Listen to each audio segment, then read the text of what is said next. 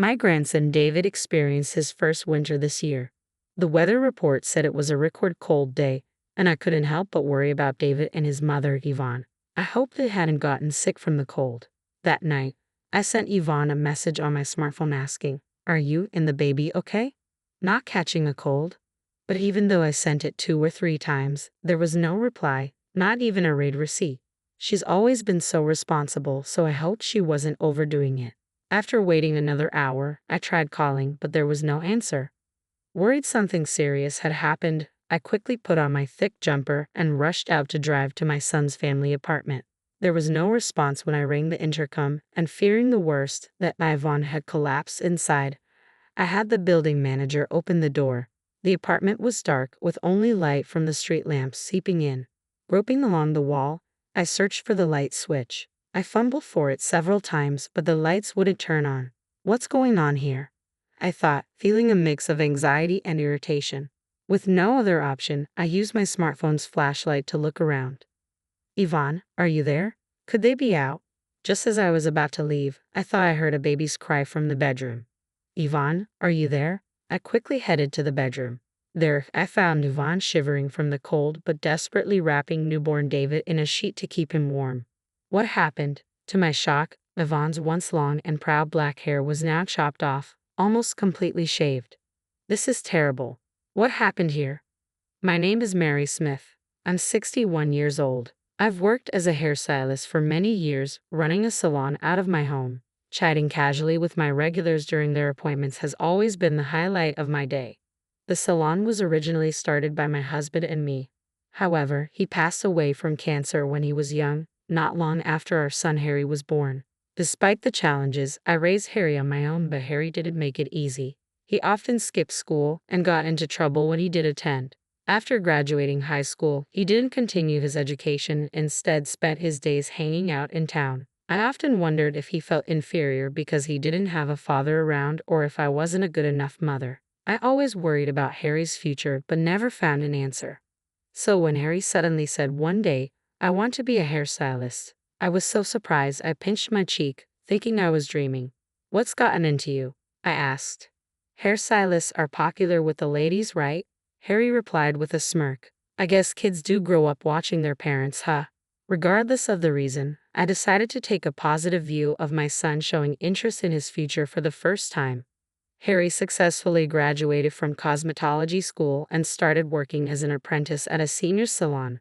That's where he met Yvonne, who would later become his wife. Harry was smitten with her at first sight, and after a strong pursuit, he announced to me with a confident smile, "I've decided to marry this girl," introducing me to Yvonne. "Nice to meet you. I'm Yvonne. You are a hairstylist too, right? I look forward to learning from you." Yvonne, with her long black hair and bright smile, was a wonderful woman.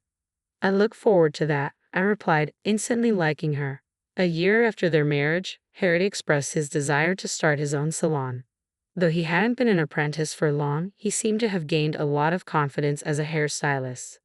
"I want to have my own place and prove my skills." Honestly, I was a bit worried. I knew from my experience that it's not easy for a newcomer to make it on their own in this industry, but I couldn't ignore the earnest look in Harry's eyes as he talked about his dream. "How much do you have saved up?" I asked. He showed me his bank book with a troubled look and a sigh. Despite having a steady income, he was spending just as much as he earned. With this pattern, he was far from having enough to start his own business. Harry had been squandering most of his earnings on leisure. Perhaps I should have advised him to give up then, but I smiled and said, "Don't worry about the money."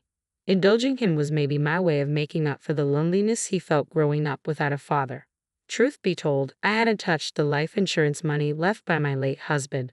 "It's for Harry. You forgive me, right?" I whispered to my husband's portrait. One of my regulars was knowledgeable in real estate, so I consulted with her. "That place would be perfect," she said. It was a property that had been used as a barber shop until half a year ago, but the owner had retired due to old age. The location wasn't bad, and she thought it might be just right for Harry's new start. During the renovation, one of my regulars said, "Use my husband. He just lazes around the house on his days off anyway." Another chimed in, "My son's studying architecture in college and is home for the summer break. He can help out too, get some hands-on experience." Thanks to their help, the construction went smoothly. Once we got the health department's approval, the salon opened in no time. I never imagined I could set up my own business so quickly. You should thank everyone. It's not something you could have done alone. I know, I know. I'm grateful to you, Mom, Harry said. Then I handed Harry the bank book containing the remainder of his father's inheritance. The purchase and renovation costs were lower than expected, so there was still more than half left. This is a gift from your father to you. Use it wisely for business expenses and don't you dare waste it.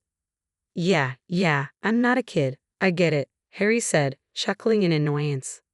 Don't worry, I'll keep a close eye on Harry to make sure he doesn't spend the money foolishly, Yvonne said with a bright smile. Her words made me laugh. With Yvonne's help, I didn't need to worry about interfering any further. I optimistically decided to watch over their business from a distance. But soon, I realized my optimism was misplaced. Yvonne occasionally visited my salon to update me on their progress, and each time her expression grew more somber. 3 months after Harry's salon opened, she confided, "Harry's not putting his heart into the work." What? Harry, why? He was so enthusiastic at first. Sure, he thought his skills would bring in customers, but within a month, he stopped smiling and began treating customers coldly. As a result, our reputation has plummeted and customers have stopped coming. I couldn't believe what I was hearing. Harry had wanted his own salon so badly. What had changed in such a short time? Harry thought that being a good hairstylist was all it took, but running a salon is more than that. Yvonne sighed. She was right. Business doesn't work on the quality of your work alone. Customer service plays a huge role in success. It seemed Harry was missing that fundamental understanding. So, what's Harry doing now? I asked. He's frustrated about the lack of customers and spends his days drinking. If he doesn't get his act together, we'll lose even more clients. Right now, I'm handling the customers we do have, but if our reputation keeps dropping, the business will only get worse, Yvonne explained, looking like she was on the verge of tears. I felt the same way. All right, I'll have a serious talk with him next time I see him. Thank you so much, Yvonne said, bowing deeply before brushing back her long black hair. Your hair is always so stunning, I commented, trying to lighten the mood. I started growing it out in middle school, she said proudly. Being that long, any particular reason? Are you familiar with hair donation? Yvonne looked at me earnestly. Hair donation. I think I heard about it at a hairstylist's meeting, but I don't know much about it. Yvonne's eyes sparkled as she explained, it's about making wigs from real hair for children who've lost their hair due to congenital diseases, illness, or accidents. I've been growing my hair to donate to organizations involved in this. Isn't it wonderful to be able to help someone? I read an article about an actress who was doing it and thought maybe I could do that too. Wow, that's really admirable, especially for someone as young as you, I said, overwhelmed by Yvonne's passion. 6 months into her marriage with Harry, Yvonne got pregnant. She's always been so conscientious, always pushing herself too hard. When I'm not looking, Yvonne, this is the most crucial time. You really shouldn't overdo it, I repeatedly warned her. She'd just lightly laugh and say, don't worry, I'm taking it easy, consulting with the baby in my belly. But in reality, Yvonne worked at the salon right up until the last month of her pregnancy, supporting the family while Harry's attitude worsened. Every time Yvonne updated me, I felt my own shortcomings as a mother.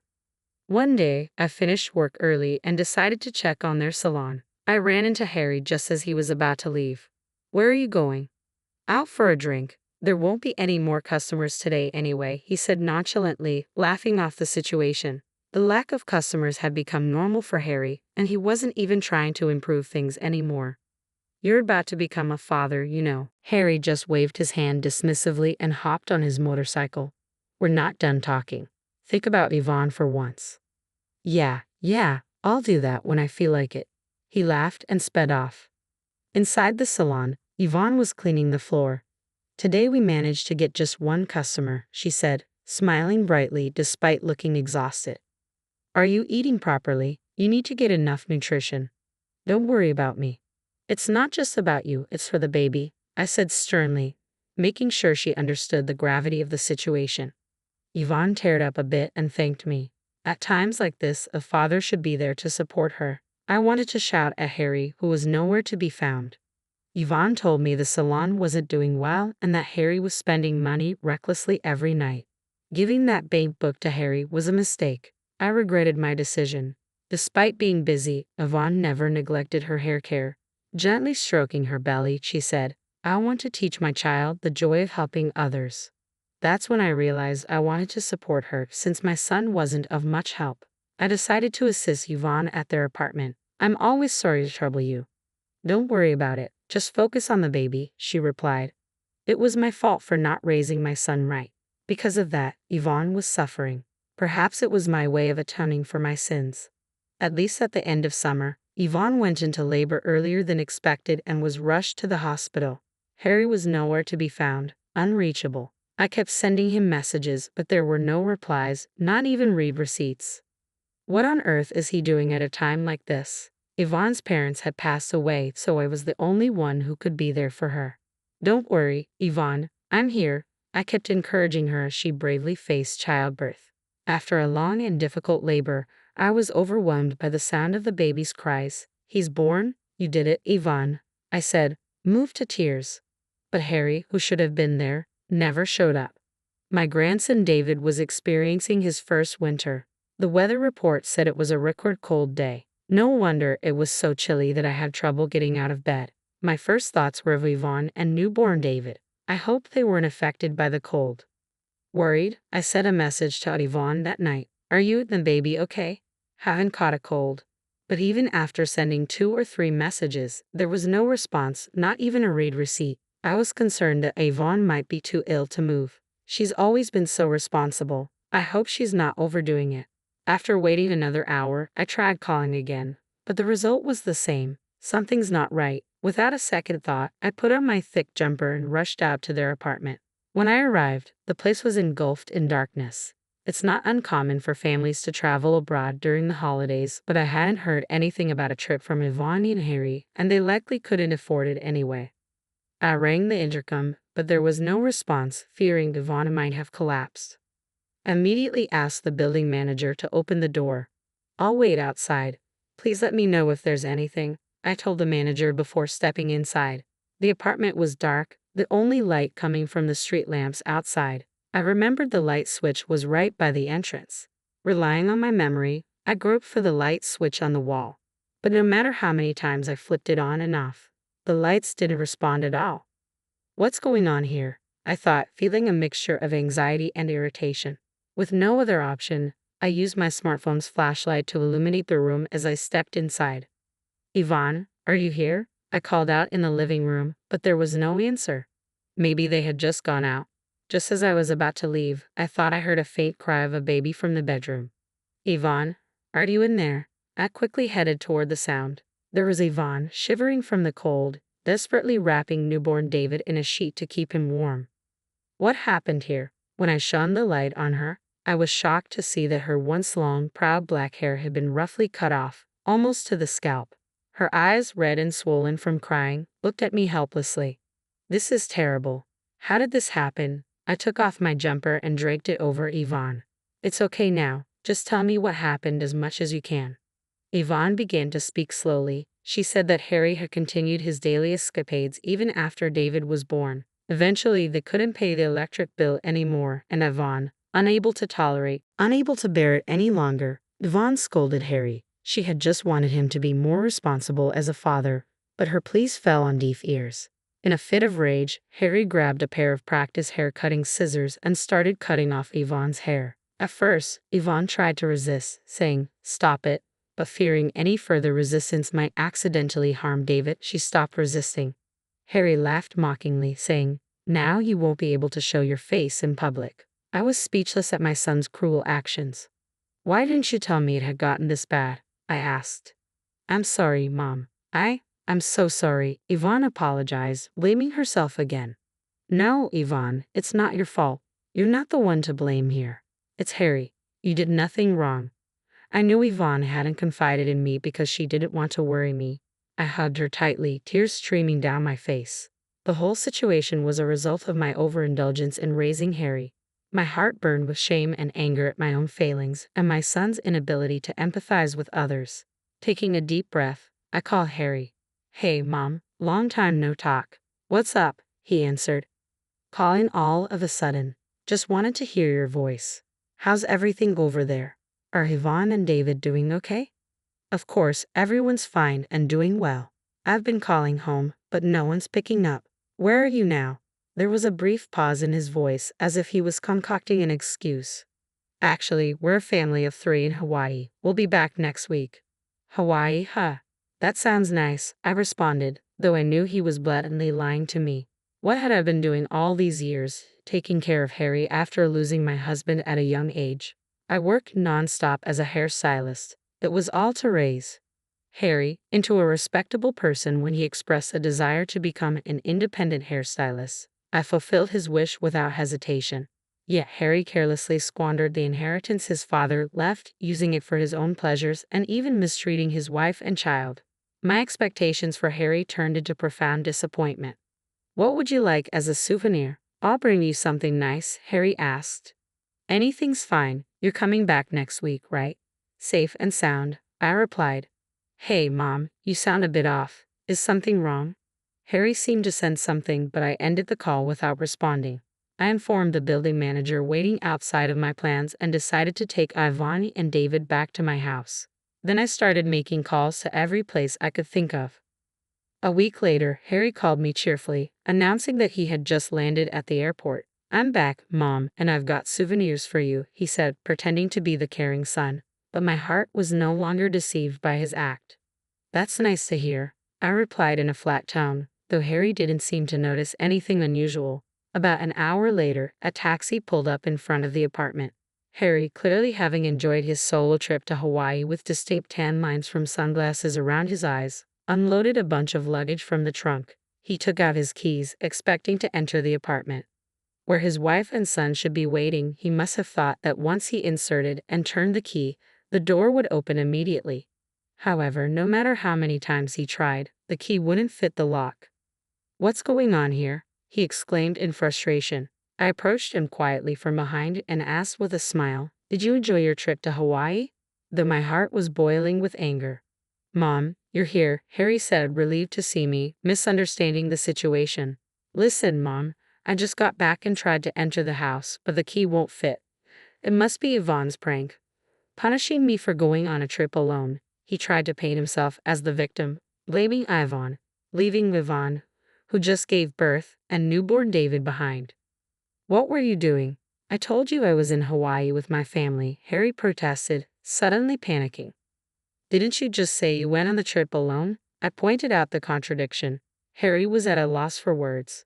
You really had the nerve to lie about taking a family trip to Hawaii. Yvonne was here with the electricity cut off, shivering in the cold, holding David close to protect him, and to think she cherished her long hair, and you just cut it off mercilessly. Don't you feel any remorse as a human being? I guess I messed up there, but right now I just want to get inside the house. It's freezing in Japan, Harry replied, rubbing his arms theatrically, showing no sign of remorse. The cold Yvonne and David endured is nothing compared to this. Plus, you no longer have a home here. I've already canceled the lease on the apartment. It's time you find your own place to live, I stated firmly. Cancel the lease. What? Why would you do something like that without asking me? Harry protested, suddenly panicking. But the apartment was leased under my name after all. I couldn't just stand outside and continue this conversation, so I took Harry to a nearby coffee shop to talk further. Harry sipped his coffee silently, probably not even tasting it. He kept glancing between me and his coffee with a pale face. You were so strapped for cash that you couldn't pay the electric bill, yet you managed to go to Hawaii, I said, watching Harry grimace. Finally, he began to spill his selfish reasoning. He admitted that right from the start of his business, he was showing off to friends and women he picked up at the salon, spending his father's inheritance on his antics. He knew such spending would quickly deplete any fortune, but after getting a taste of the power of money, he continued his lavish lifestyle even after the inheritance ran out, racking up debts to buy gifts and take trips. You're quite the big spender, aren't you, especially for a failing business? I remarked. Don't worry. I'm a professional hairstylist. Once I get serious clients, they will come flooding in, and I'll be able to support my family, Harry replied with unfounded confidence. I looked at him coldly. Your salon? I've already sold it, all the equipment too. It's too late to get anything back. I shattered his baseless confidence. That's a lie. Why would you do something like that? Harry's face turned red as he slammed his hand on the table. Oh, you were planning to continue with the salon? I thought you had abandoned it since you left everything to Yvonne. Besides, I bought the building and land in my name. You have no right to complain now, I retorted. But I was just trying to attract customers. I had it all planned out. Harry's eyes looked like those of a child about to burst into tears. If you're so confident in your skills, you should be able to start over from scratch, I said coldly, then left the coffee shop after placing money for the coffee on the table. A month passed, Yvonne and I avoided any contact with Harry. But unpleasant rumors inevitably reached my ears after I pushed him away. Harry apparently ran to his friends begging for money, but they were the kind who gathered around him for his money. Naturally, nobody was willing to help a financially drained Harry. He even got reported to the police for stalking some of the women he picked up at his salon. Although he only received a stern warning from the police, the lack of support from his acquaintances hit him hard, and he completely disappeared from our lives. He's probably living alone now in fear of harsh debt collectors. All this is the consequence of his own actions. My anger towards Harry isn't just about his reckless spending. What's unforgivable is how he neglected Yvonne and David, pushing them into hardship, and above all, cutting off Yvonne's long hair, which she had grown out for years for a noble cause, thereby potentially robbing unknown children of a brighter future. As a fellow hairstylist, I could never forgive Harry's actions. It will take a long time for Harry to truly understand the emotional pain Yvonne has endured. Yvonne herself never speaks of her hurt, but it's clear she's not unscathed. She appears to be keeping her feelings bottled up, probably not wanting to worry me. Wanting to do something to help, I reached out to my hairstylist friends and had a special wig made for Yvonne. It won't make up for my son's wrongs, but please use this, I said. Thank you, Mom, Yvonne said with a smile, though tears were streaming down her cheeks. Using my aching back as an excuse, I asked Yvonne to help out at the salon. She threw herself into the work, seemingly trying to forget her emotional scars. Hello, David, a regular greeted, and David in his cradle burst into giggles. Now some customers even come to the salon just to see him. He's like a little mascot, a baby that brings in good fortune. Yvonne, regaining her strength both physically and emotionally, has started the process of divorcing Harry. Seeing Yvonne's smile makes us all feel like we've shed 20 years, but it's true. Yvonne and David have brightened up the salon considerably. Attracted by Yvonne's cheerful atmosphere, more and more mothers with young children have become regulars. Let's have a great day today. Hi, how are you? Now the salon is filled with smiles again. In a quiet corner, David is peacefully sleeping, his cute little snores filling the air.